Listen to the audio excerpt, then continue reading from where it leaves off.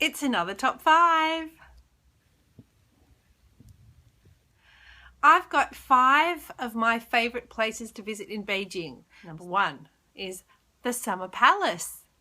This is actually my favorite place to visit in Beijing. It has beautiful wide open spaces. It has an amazingly huge man-made lake.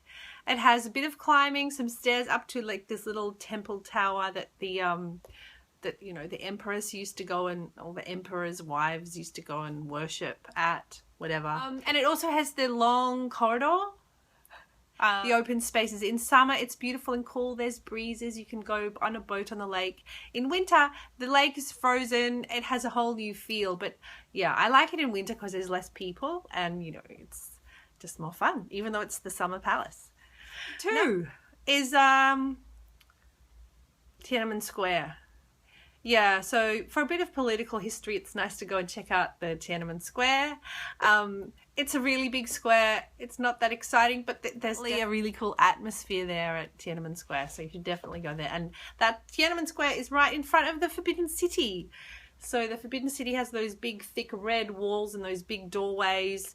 Every day in the morning, the soldiers march out and put up the flag in Tiananmen Square, and every day at sunset, they march back across the road and take the flag down. So if you ever see the news in China and the Tiananmen Square and the traffic and the Forbidden City, it's kind of like what Beijing is. So you kind of need to go there. But if you don't want to go all the way through the Forbidden City, because that takes a long, long, long time, go through the main gate of the Forbidden City, and then you can scoot out that little gate there and around and catch the number 2 bus on a loop, and it'll take you around the back of the Forbidden City. You'll see the big sort of moat and the North Sea, like the Beihai, through Wangfujing, so you can get off the bus, have some lunch, get back around. It'll take you back in a big loop around to Tiananmen Square. So that's a pretty cool way to see the Forbidden City without actually walking all the way through and fighting the crowds, and but if you want to do that, then by all means. Great Wall starts at the sea near Beijing and it goes all the way to the desert. Of course, it's broken down and it doesn't go that far anymore, but that's how far it used to go.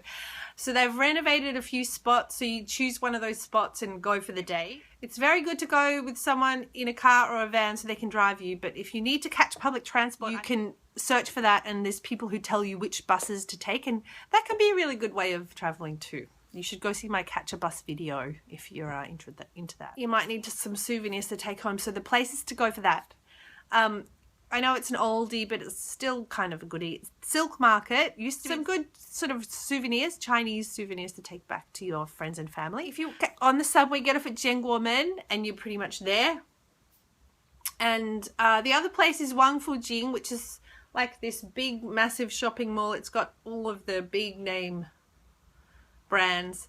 It also has some little shops. It's got a foreign bookstore and, that kind of stuff. So it's worth a little wander if you're in the mood for a bit of shopping in Beijing. I'd really love you to go over to my website, studiochina.com.au, and subscribe to my newsletter so you can make sure you don't miss any of my weekly videos.